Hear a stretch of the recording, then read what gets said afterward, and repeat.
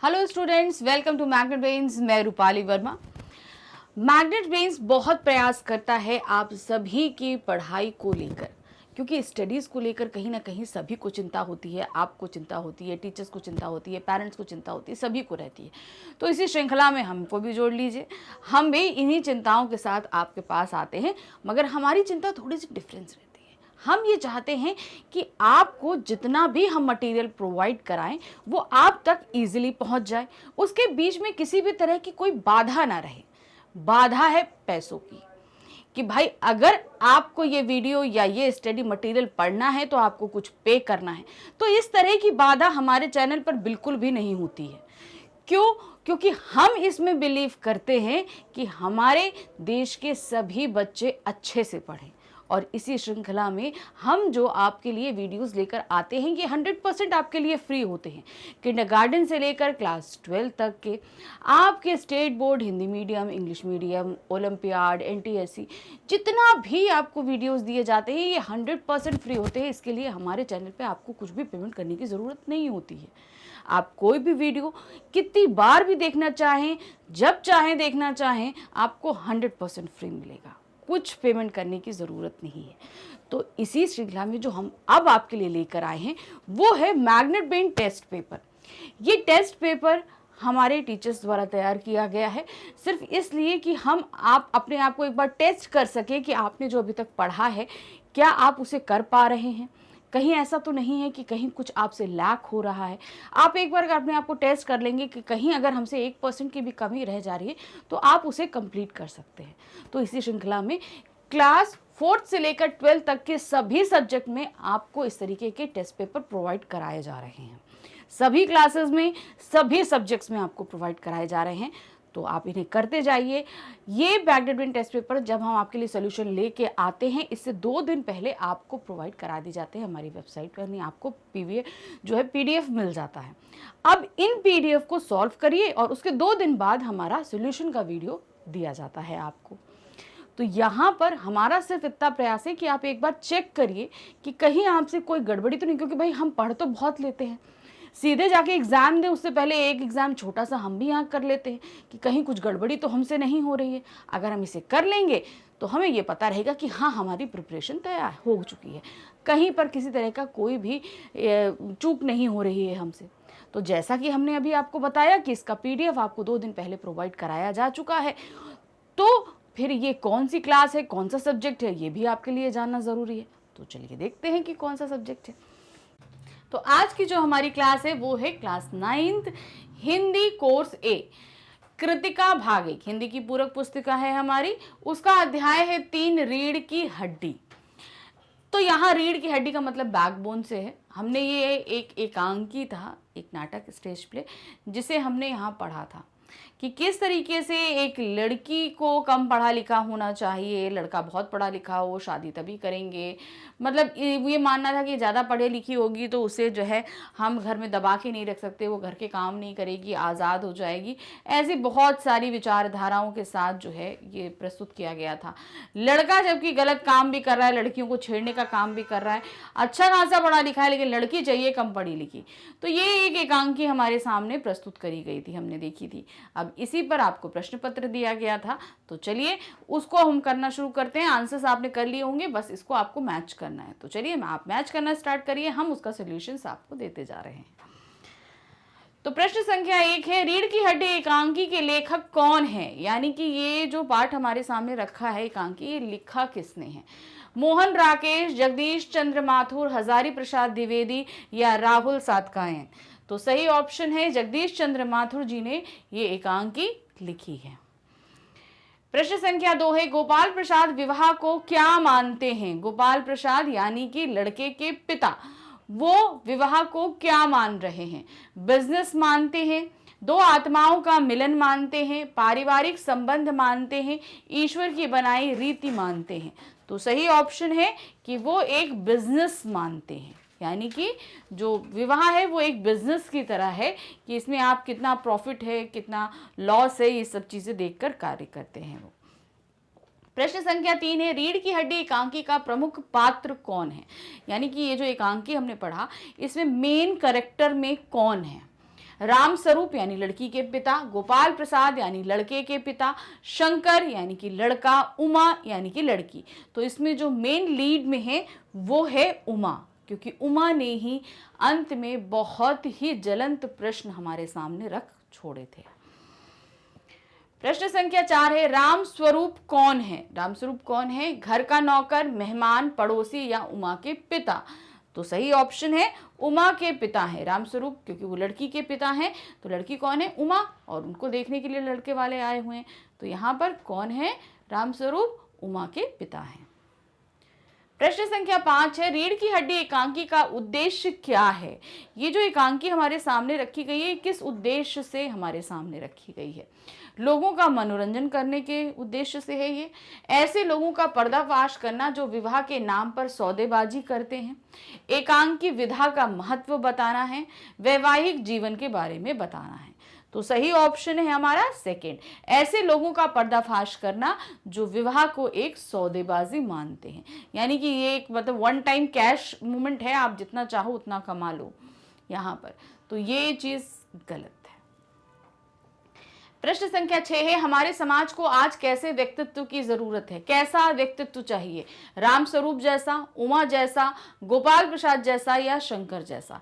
तो सही ऑप्शन है कि हमें चाहिए उमा जैसा, जो अपने ऊपर हो रहे अत्याचारों के खिलाफ आवाज उठाकर बोल सके, जैसे उमा ने किया।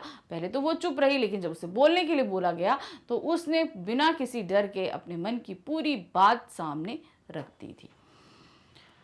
प्रश्न संख्या 7 है, गोपाल प्रसाद कैसे विचारों के हैं? यानी कि जो लड़के के पिता हैं वो कैसे विचारों के हैं? दक्यानूसी, आधुनिक, समाजवादी या साम्यवादी? तो सही ऑप्शन है वो है दक्यानूसी विचारों के, यानी कि पिछड़े, जिसका कोई सर पर नहीं। आप ऐसे विचारों और ऐसी परंपराओं का जो है लेते चले आ रहे हैं जो बहुत ही पहले उन सब परंपराओं का मतलब समाप्त हो चुका है। भाई हर चीज में परिवर्तन चाहिए, भाई समाज में, सभ्यताओं में परिवर्तन हो रहा है तो हमारी विचारधारा में भी तो परिवर्तन होना चाहिए। लेकिन गोपाल प्रसाद क्या है, वही आज से 100 साल पहले की विचारधारा लेकर अभी तक चले हैं, जबकि समाज में इतना परिवर्तन तो आ चुका है। तो आपकी सोच में भी वो परिवर्तन होना चाहिए जो गोपाल प्रसाद में नहीं है। प्रश्न संख्या 8 है, राम स्वरूप और गोपाल प्रसाद किस युग की बातें कर रहे हैं? जब वो दोनों आपस में बात करते हैं, उमा के आने से पहले जब दोनों बात कर रहे होते ना, तो वो किस बारे में, किस समय के बारे में बात कर रहे होते? गुजरे जमाने के बारे में, वर्तमान युग के बारे में, भविष्य के बारे में या आदिकाल के बारे में? तो वो लोग जो बातें कर रहे थे वो थे गुजरे जमाने के, यानी कि उनके अपने कॉलेज टाइम के जो टाइम रहा, उन्होंने कैसे एंजॉय किया, ये सारी चीजें, क्या क्या उस समय चलता था, वो सारी चीजें वो बात कर रहे थे। प्रश्न संख्या 9 है, रीढ़ की हड्डी किसकी नहीं है? यानी कि ऐसा कौन है जिसकी रीढ़ की हड्डी नहीं है? राम स्वरूप की, गोपाल प्रसाद की, शंकर की या प्रेमा की? तो पाठ के अनुसार जो है वो शंकर की रीढ़ की हड्डी नहीं है। एक तो इसको दो मेथड में दिया गया है, वो हमेशा ऐसे झुक के बैठा रहता है इसलिए बोलते हैं कि रीढ़ की हड्डी नहीं है, सीधा नहीं। दूसरा, उसके कृत्यों द्वारा, वो जो कार्य कर रहा है उसके कृत्यों द्वारा बोला जा रहा है कि उसके रीढ़ की हड्डी नहीं है। तो ये दो सेंसेस में ये लिया गया है इस पार्ट में। प्रश्न संख्या 10 है, रतन यानी कि नौकर, जो नौकर रहता है ना साथ में, जो राम स्वरूप के साथ मिलके जो रूम सेटअप कर रहा होता है स्टार्टिंग में एकांकी के, वो टोस्ट के लिए मक्खन कब लाता है? वो टोस्ट के लिए मक्खन कब लेकर लौटता है? मेहमानों के जाने से पहले, रात में, मेहमानों के जाने के बाद या सुबह सुबह? तो क्या होता है, जब सब चले जाते हैं ना तो वो आखिर में क्या होता है, मक्खन लेकर पहुंचता है, यानी कि मेहमानों के जाने के बाद वो मक्खन लेकर पहुंचता है। प्रश्न संख्या 11 है, उमा कैसी लड़की है? किस तरह की लड़की है? शर्मीली है, बहादुर है, कायर है, कम पढ़ी लिखी है? तो सही ऑप्शन है कि वो एक बहादुर लड़की है, अपने लिए बोलना करना जानती है स्वच्छंद तौर से। तो उसने जिस तरीके से रिएक्ट किया चीज़ों को, सिचुएशन के ऊपर जैसे उसने एक्ट किया, हम बोल सकते हैं कि वो एक बहादुर लड़की है। प्रश्न संख्या 13 है, प्रेमा के अनुसार उसकी बेटी उसकी बात क्यों नहीं मान रही है? क्या कारण था कि प्रेमा यानी कि उमा की माँ जो है वो रामस्वरूप से आके बोलती है कि जो भाई हमने तैयार करने के लिए मेकअप का सामान रखा था वो बिल्कुल भी वो करने को तैयार नहीं है। तो क्यों नहीं वो प्रेमा की बात को मान रही थी उमा? अधिक शिक्षित होने के कारण, ज्यादा पढ़ी लिखी थी उमा इसलिए नहीं मान रही थी, जिद्दी स्वभाव के कारण, लड़का पसंद ना होने के कारण वह अभी शादी नहीं करना चाहती थी। तो सही ऑप्शन है कि जो वो अधिक शिक्षित होने के कारण, वो शिक्षित थी वो अधिक, और जबकि यहाँ पे क्या बोला जा रहा था उल्टा उससे कहने के लिए कि यहाँ पर ये प्रिटेंड करना कि तुम ज्यादा पढ़ी लिखी नहीं हो, जो तुम्हारी चीजें हैं तुम्हें उसको छिपाना था, इस कारण से वो तैयार होकर नहीं आना चाहती थी। प्रश्न संख्या 14 है, रीढ़ की हड्डी हिंदी की किस विधा में लिखा गया है? ये जो पाठ हमने पढ़ा है ये गद्य साहित्य की किस विधा में लिखा गया है? एकांकी नाटक में, कहानी है, उपन्यास है या डायरी है? तो सही ऑप्शन है कि यह एक एकांकी नाटक है। प्रश्न संख्या 15 है, गोपाल प्रसाद अपने बेटे के लिए कैसी लड़की चाहते हैं? किस तरह की लड़की वो चाह रहे हैं कि ऐसी लड़की ढूंढ रहे हैं जिससे वो शादी करा सके अपने बेटे की? बहुत ही शिक्षित यानी कि पढ़ी लिखी है, अशिक्षित यानी जो बिल्कुल पढ़ी लिखी नहीं है, कम पढ़ी लिखी मतलब वो पढ़ लिख लेती है मगर बहुत ज्यादा हाई स्टैंडर्ड तक उसने नहीं पढ़ा है, उपरोक्त में से कोई नहीं। तो सही ऑप्शन है कि वो कम पढ़ी लिखी लड़की चाहते हैं, मतलब जो बहुत ज्यादा भी नहीं हो, बिल्कुल भी अनपढ़ नहीं हो, थोड़ा बहुत पढ़ लिख लेती हो, हिसाब किताब जानती हो, घर का चला सके, बस इतना, इससे ज्यादा पढ़ी लिखी लड़की उनको नहीं चाहिए। अब प्रश्न संख्या 15 पे हमारे जो ऑब्जेक्टिव क्वेश्चन थे यहाँ पर समाप्त हो गए। अब हमारे पास आ रहे सब्जेक्टिव यानी वर्णनात्मक प्रश्न। ध्यान रखिएगा, ये जो वर्णनात्मक प्रश्न है इसे आपको डिटेलिंग में आंसर्स देने हैं। तो और ये आपके क्या कहते हैं कृतिका बुक के हैं, तो ये आपको ज़्यादा यानी कि निबंधात्मक तौर पर लिखने होंगे, क्योंकि इनकी वर्ड लिमिट हमेशा आप याद रखिएगा 50 के अबव या 60 के आसपास ही रखिए, 40, 50, 60 ऐसे आपको रखना, क्योंकि इनकी मार्किंग 3 मार्क्स की आती है, तो ये आपको 40 to 60 वर्ड्स के बीच में लिखना पड़ेगा। तो क्या है हमारा वर्णनात्मक प्रश्न पहला, रीढ़ की हड्डी पाठ के आधार पर बताइए कि लेखक ने उमा के किन किन मूल्यों का आकलन किया है। पाठ में उमा के कौन से जो मूल्य यानी कि, या इसको आप ऐसे समझिए कि उसके अंदर कौन कौन सी विशेषताएं हैं वो आपको बतानी है। तो इसको आप ध्यान रखिएगा, जहां पर विशेषताएं पूछी जाए आप उन्हें हेडिंग्स या पॉइंट्स में हमेशा आंसर दीजिएगा। तो इनको आप किस तरीके से लिखेंगे, देखिए इस तरीके से आएगा। सबसे पहले हम थोड़ा सा इंट्रो देंगे। रीढ़ की हड्डी पाठ में उमा मुख्य पात्र है, वह इस पाठ की नायिका है तथा राम स्वरूप की बेटी है। उसने बीए तक की शिक्षा प्राप्त की है, वह सिलाई, कढ़ाई, संगीत आदि में निपुण लड़की है। उसके पिता द्वारा लड़के वालों से उसकी उच्च शिक्षा की बात छिपाने पर वह इस बात का विरोध सच्चाई सबके सामने प्रस्तुत कर देती है। मतलब वो अच्छी खासी है, टैलेंटेड लड़की है, पढ़ी लिखी है, और लड़कों के सामने, लड़के वालों के सामने बोला जा रहा है कि तुम ये प्रिटेंड करना कि तुम कम पढ़ी लिखी हो, तुम्हें कुछ आता जाता नहीं है, इस तरीके से। तो वो क्या है, एकदम मुखर होकर सच्चाई जो है लड़के वालों के सामने बोल देती है। तो ये सबसे उसके अंदर क्या विशेषताएं हमें पता चलती हैं। तो क्या है, पहला है स्पष्टवादी, हर अपनी बात को स्पष्ट तौर पे कहना। उमा स्पष्टवादी लड़की है, वह निसंकोच भाव से सबके सामने सच्चाई बताकर समाज की अन्य लड़कियों के लिए उदाहरण प्रस्तुत करती है। मतलब आपको सच्चाई का साथ देना, जो चीज है अपने मन की बात उसको सच्चाई एकदम स्पष्ट तौर पे सबके सामने रखिए। फिर दूसरा है रूढ़ियों का विरोध, यानी कि ऐसी परंपराएं जिनका आज के समय में कोई मूल्य नहीं है, उनका वो विरोध कर रही है। क्या है, इस बात का विरोध करती है कि उच्च शिक्षा केवल लड़कों के लिए नहीं बल्कि लड़कियों का भी उस पर समान अधिकार है। पहले हुआ करता था कि भाई लड़कियों को नहीं पढ़ाया जाता था, ऐसा माहौल नहीं था, ऐसी मान्यताएं चली आ रही थी। लेकिन आजकल क्या है भाई, जितना लड़का पढ़ा है लड़की पढ़े, लड़कियां हर क्षेत्र में जा रही हैं। तो ये इन पुरानी रूढ़ियों का वो विरोध करती है। तीसरा है आत्मविश्वास से परिपूर्ण, मतलब उसके अंदर सेल्फ कॉन्फिडेंस है अच्छे से, वह आत्मविश्वास से परिपूर्ण लड़की है। यही आत्मविश्वास उसे शंकर जैसे लड़के से श्रेष्ठ सिद्ध करता है। वो लड़का जो अपने पापा की कहे पे बातों पर चल रहा है, उसे नहीं पता क्या सही है क्या गलत है, जो पापा ने बोल दिया वो सही है, जबकि उसके खुद के करते हैं कि वो गर्ल्स हॉस्टल में पकड़ा जाता है, माफी मांग के छूटता है। ऐसे लड़का जो है वो उसको मतलब उसको लगता है कि हम उससे श्रेष्ठ हैं, क्यों हम इस लड़की के सामने ऐसे दब के रहें। तो ये चीज जो है वो आत्मविश्वास से सामने प्रकट कर देती है सबकी, किस तरीके से आपका लड़का गर्ल्स हॉस्टल के चक्कर लगाते हुए पकड़ा गया, ये बात स्पष्ट होती है। तो मतलब यहाँ पे उसके अंदर सेल्फ कॉन्फिडेंस था कि जो वो कह रही है वो एकदम सही है। कॉन्फिडेंस होना भी बहुत जरूरी होता है।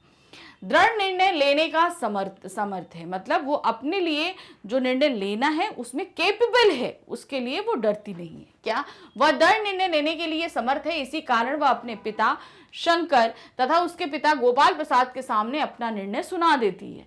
यानी कि जो उसने निर्णय लिया है वो किसी के सामने बोलने से डरती नहीं है, चाहे उसके पिता हो, चाहे बाहर के भाई वो लड़का और उसके पिता आए हों, उनके सामने मुखर होके अपने निर्णय को सुनाती है कि भाई ये इस तरीके का लड़का है और मेरा विवाह आप इससे ऐसे कराना चाह रहे हैं, तो वो बात वो स्पष्ट तौर पर कहती है।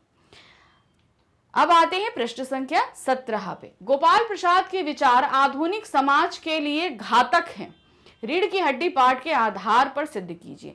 गोपाल प्रसाद कैसे हैं? वो एक तो विवाह को सौदेबाजी समझ रहे हैं, दूसरा लड़की ऐसा चाहते हैं जो कम पढ़ी लिखी हो, जिसे हम दबा के रख सकें, जो स्वतंत्र ना हो सके। तो आज के समाज में वो किस तरीके से घातक है ये आपको बतानी है, जैसे कि पाठ में जो उनके विचार दिए गए। कैसे हैं? गोपाल प्रसाद पेशे से वकील हैं किंतु लिंग भेद का शिकार है। लिंग भेद मतलब लड़का और लड़की में जो भेद करना होता है। वह पढ़ाई लिखाई पर केवल लड़कों का अधिकार मानता है, इस तरह वह लड़कियों को पढ़ाई का विरोधी है। उसका कहना है कि लड़कियों का पढ़ना लिखना काबिल बनना आवश्यक नहीं है, यानी कि उनका पढ़ना लिखना जरूरी नहीं है कि वो कुछ कहीं अच्छा बन जाएं, जॉब कर लें, ऐसा कोई जरूरी बात नहीं है, अच्छी बात नहीं है। उसके अनुसार लड़कियों को घर का काम कुशलता पूर्वक आना चाहिए। यदि लड़की पढ़ लिख कर योग्य बन गई और अंग्रेजी में अखबार पढ़कर पॉलिटिक्स की बातें करने लगी तो घर की देखभाल हो चुकी। मतलब वो अगर पढ़ लिख जाएगी तो राजनीति में, बाहर की चीजों में इंटरफेरेंस करने लगेगी जो घर के लिए अच्छी नहीं है और घर के कामकाज में ध्यान नहीं देगी। उसकी यह सोच न केवल लड़कियों के लिए बल्कि पूरे समाज के लिए बहुत घातक है। वह समाज की गली सड़ी यथास्थितिवादी भावनाओं का प्रतिनिधि है। वह शादी जैसे मामले को भी बिजनेस मानता है तथा दहेज का लोभी है। इस प्रकार स्पष्ट है कि गोपाल प्रसाद के विचार आधुनिक समाज के लिए घातक है। सोचिए, आज के समय में अगर ये विचार रखकर कोई व्यक्ति हो तो उसके घर की लड़कियां तो बिल्कुल पढ़ ही नहीं सकती, और शादी भी ऐसा करे कि मतलब शादी से पहले भी उसका घर नरक और बाहर भी नरक। तो मतलब वो अगर पढ़ना चाहे, कुछ बनना चाहे तो नहीं कर सकती। तो देखिए समाज कितना पीछे चला जाएगा। जहां पर लड़कियों को इस तरीके से अगर काम करने का मौका नहीं मिले, पढ़ने का मौका नहीं मिले, तो समाज बहुत हद तक पीछे चला जाएगा। प्रश्न संख्या 18 है, रीढ़ की हड्डी एकांकी के माध्यम से लेखक समाज में किस तरह के परिवर्तन की आशा करता है।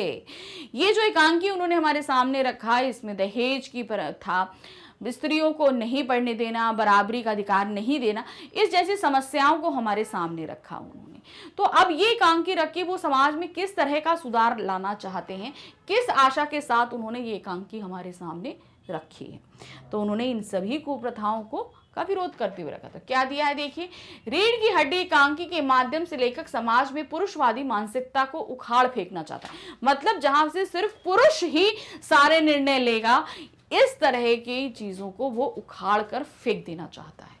पुरुषवादी मानसिकता के कारण ही हमारा समाज प्रगति की दिशा में अग्रसर नहीं हो रहा है, साथ ही अन्य देशों की तुलना में पिछड़ता भी जा रहा है। तो इस तरह की विचारधारा कहाँ है?